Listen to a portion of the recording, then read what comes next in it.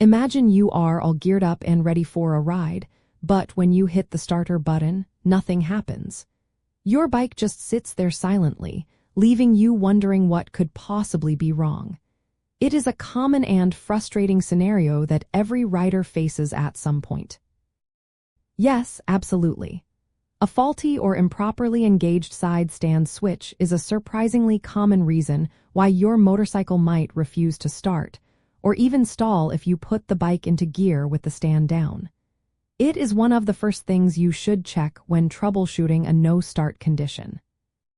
Your motorcycle's side stand switch is a crucial safety interlock system designed to prevent a very dangerous situation, riding off with the stand still down.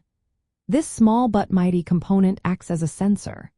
When the side stand is deployed, the switch sends a signal to your motorcycle's engine control unit, or ECU, or directly to the ignition or starter circuit, cutting power. This means the engine will not turn over or will immediately shut off if it is running and you engage a gear with the stand down. It is a brilliant design to keep you safe. So how can you check it? First, ensure your side stand is fully retracted and securely in the up position. Sometimes it might be just slightly out of place, not quite engaging the switch. Give it a firm push or wiggle.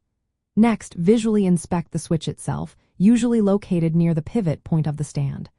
Look for any visible damage, loose wires, or excessive dirt and grime that might be preventing its proper operation.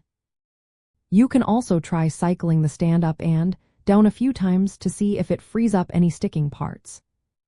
It is also worth noting that many bikes have a similar interlock for the clutch lever, meaning the bike will not start unless the clutch is pulled in, even if the side stand is up and the bike is in neutral.